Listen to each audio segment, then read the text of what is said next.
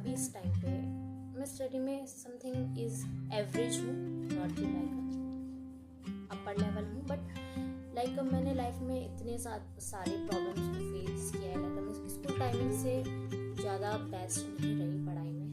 तो हमेशा लाइफ में ऐसा होता है ना कि हमारी लाइफ का एक पास्ट होता है। तो जैसे कल मैंने मम्मी के साथ में जैसे बात की, तो मम्मी ने मेरे को ऐसे बोला कि मैंने ऐसे ही अचानक से मम्मी से पूछा कि यार मम्मी, इतनी ज़्यादा मैं पढ़ाई में इतनी कमज़ोर थी कि मतलब लोग मुझे ऐसा बोलते थे कि तेरे से तो कुछ नहीं होगा।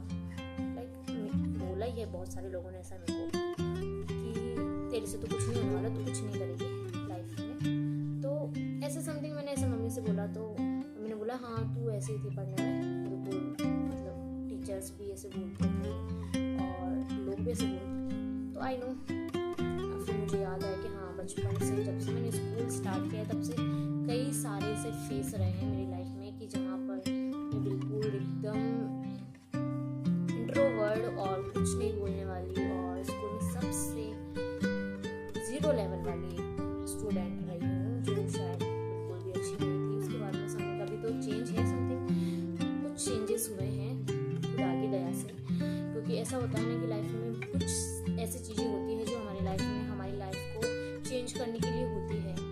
तो मैंने अपनी स्कूल मैंने 5 and 6 स्कूल्स चेंज किए हैं, क्योंकि हर जगह मैंने ज़्यादा साल तक पढ़ाई नहीं की। हर स्कूल में मैंने ज़्यादा साल पढ़ाई नहीं की। समथिंग किसी में 1 साल की है, किसी में 3 साल की है, किसी में 2 साल, ऐसे मैंने अपनी पढ़ाई की है 12th तक। तो फर्स्ट क्लास में जहाँ मैंने फर्स्ट स्कूल में जहाँ ज्वाइन किया था, वहाँ पे भी मेरी हालत बहुत ख़राब थी पढ़ने में। टीचर्स से मैंने बहुत डांट खाई है। और उसके बाद में मैंने शायद 2 साल का बीच में गैप लिया, मैंने पढ़ाई नहीं की उसके बाद में। और उसके बाद में फिर छोटी बच्ची थी उस टाइम तो नहीं रखी पापा किसी भी रीज़न से। उसके बाद में फिर मैंने स्कूल कहीं और दूसरी स्कूल में 1 साल फिर पढ़ाई की। फिर वहाँ से उनकी कई दूसरी जगह हम शिफ्ट हो गए। फिर मैंने जहाँ हम रहने लगे, फिर वहाँ राजस्थान स्कूल थी, तो वहाँ मैंने समथिंग 3 साल पढ़ाई स्टार्ट करी वहाँ पे। और ऐसा हुआ कि मुझे बिल्कुल भी हिंदी पढ़ना नहीं आता, तो वहाँ के टीचर्स और वहाँ के फैकल्टीज हमेशा बहुत ज़्यादा मुझे डांटते थे। तो ऐसा समथिंग, बट वहाँ एक ऐसी टीचर थी जिन्होंने सच में वो बहुत अच्छी थी, जिन्होंने मुझे हिंदी पढ़ना सिखाया कि अगर वो नहीं होती तो शायद अभी पता नहीं।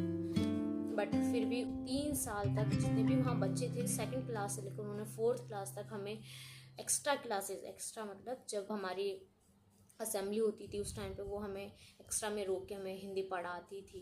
उस टाइम पे ऐसा हुआ कि उन्होंने इतना मतलब ऐसा हुआ है कि मैंने इतनी मार खाई उनसे, इतनी मार कि एक्सपेक्ट भी नहीं कर सकते। इतने मेरे पैरों में इतने निशान हो जाते थे कि क्योंकि मुझे इतना याद नहीं होता, इतना बिल्कुल कोई भी चीज़ें मुझे जल्दी से याद नहीं होती। तो मैं हमेशा सोचती यार, लेकिन उस टाइम को जब याद करती तो सोचती यार इतना ज़्यादा फेस किया है मैंने, इतनी मार खाई है। जैसे मम्मी पापा को पता भी नहीं चलता था, मेरे से चला भी नहीं जाता था। सुबह उठने के बाद में स्कूल जाने का तो दूर की बात है, बट स्कूल जाना पड़ता था। आई नो ज़रूरी है वो। तो ऐसे मेरी लाइफ में रहे हैं ऐसे बहुत सारे फेस, जहाँ पर मुझे मतलब शायद उन्होंने इतना ज़्यादा हमें इतना अच्छे से पढ़ाया है कि उसके बाद में मुझे धीरे धीरे हिंदी आने लगी। फिर अच्छे से बहुत अच्छे से आने लगी। उन्होंने इतना अच्छे से हमें पढ़ाया था, जितने भी बच्चे थे तो उन सबको पढ़ाया। उसके बाद में फिर मैंने स्कूल चेंज की। फिर उसके बाद फिर मैंने दूसरे स्कूल में लिया। मेरी 5th क्लास में आई कांट बिलीव इट कि मेरे कहाँ 0 लेवल वाली बच्ची और कहाँ 95%। इतना ज़्यादा कि गॉड ग्रेस, इतना ज़्यादा मेरे अंदर इम्प्रूवमेंट टीचर की वजह से हुआ, क्योंकि मेरे अंदर एक डर था कि मुझे कुछ नहीं आता बहुत ज़्यादा। ये चीज़ मेरे अंदर फील की है मैंने लाइफ में। तो उसके बाद में चेंजेस हुए, बट उस टाइम पे शायद मैंने प्रभु यीशु मसीह को भी अपनी लाइफ में एक्सेप्ट कर लिया था उस टाइम पे। उनके बाद में तो मेरी लाइफ में बहुत ज़्यादा चेंजेस हुए कि मैं हमेशा प्रेयर करती थी, गॉड प्लीज़ आप हेल्प करें मेरी लाइफ में, अच्छे से मैं पढ़ पाऊँ। सब चीज़ों में खुदा ने मुझे आगे बढ़ाया है।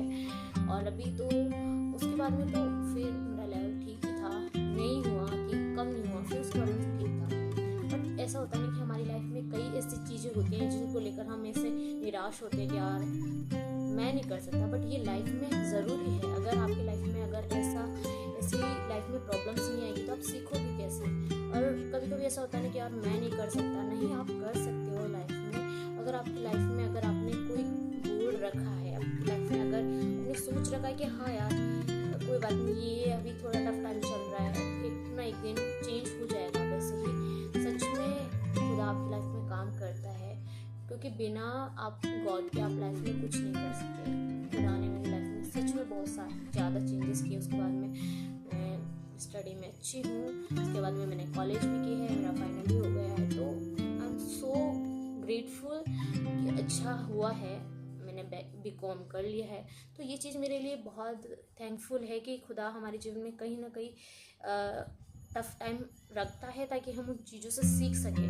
बट उन चीज़ों से हार मान लेना ये हमारी लाइफ का गोल नहीं है। हमें उन टफ टाइम में ये ज़रूरी है कि हम अपने जीवन को फेस करें और अपनी प्रॉब्लम्स के साथ सर्वाइव ना करें, लेकिन उस चीज़ों से सीख कर इम्प्रूवमेंट के साथ में एक अच्छे गोल के साथ में अपनी स्टडी को, अपनी लाइफ को कैरी ऑन रखें। क्योंकि ज़रूरी है लाइफ में टफ टाइम आना। जैसे स्कूल्स के अंदर जैसे पूरे साल हमारी पढ़ाई होती है, लास्ट में एग्ज़ाम्स होते हैं, फाइनल और हाफ ईयर एग्ज़ाम्स बच्चों के इसलिए लिए जाते हैं कि वो देख सके कि उन्होंने पूरे साल क्या पढ़ा है। वैसे ही हमारी लाइफ में भी कुछ चैलेंजेस, कुछ टेस्ट खुदा करता है ताकि हम सीख सके कि हम सच में उस चीज़ को सर्वाइव कर सकते हैं या नहीं कर सकते।